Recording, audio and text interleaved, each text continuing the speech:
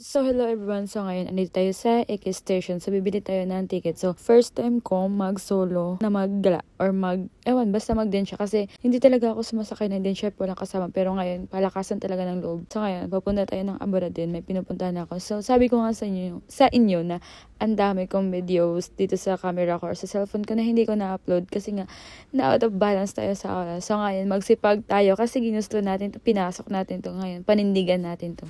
So, nung nakasakay na tayo, dito tayo sa gilid para makita natin yung view na Basakan. Yung Basakan o yung palayan dito sa Japan, di ba? Sobrang ganda. So, ngayon, andito na tayo sa Takaoka Station. So, lilipat na naman tayo ng isa pang train para papunta ng Aburadin. So, dalawang sakayan. So, first time ko dito sa Takaoka Station. So, samahan niyo ako maligaw. At isasama ko din kayo. Kailangan naman matingin-tingin lang kayo o manood lang kayo. So, nung nakabili na ako ng ticket pa Aburadin, so parang naiwan tayo. So dito muna mag-ikot-ikot muna tayo dito sa view ng station ng Takaoka. Parang panibago. Pero malapit lang ata to si Doraemon dito. So bakit hindi ko to pinuntahan ng mai-vlog ko? So sino yung mga fans ng Doraemon dyan? Hindi naman talaga siya yung ano talaga ng Doraemon, guys. May mga statwa lang talaga doon na kung sino-sino yung mga cast na sa Doraemon. Nandun siya nakatayo lahat, guys. Kasi kung yung Doraemon na yung parang nag-shootan nila, yung bahay, yung lugar, kung saan marami talagang mga ano sa Doraemon is nandun yun sa Tokyo. So medyo malayo. So yung Doraemon na nandito malapit sa amin or dito sa Takaoka is parang statwa lang na nandun lang siya sa park.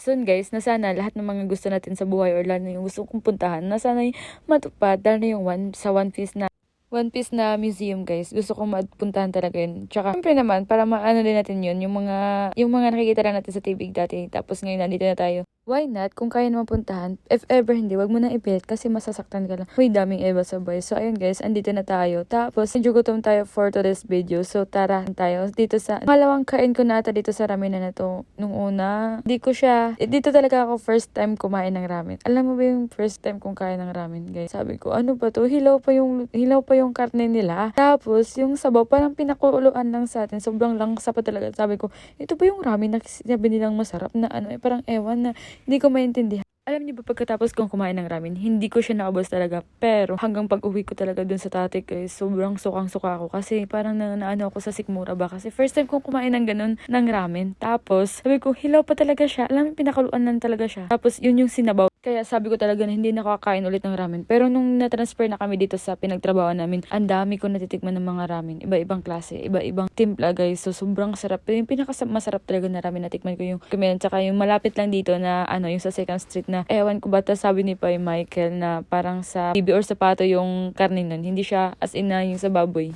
Tapos, sobrang anghang pa niya. So, maybe soon, pag meron akong oras, try kong vlog ng mga pagkain o yung mga restaurant na mga ramen. Pero ngayon, magpupokus muna ako sa iba-ibang lugar o iba-ibang view or ambience. Depende kung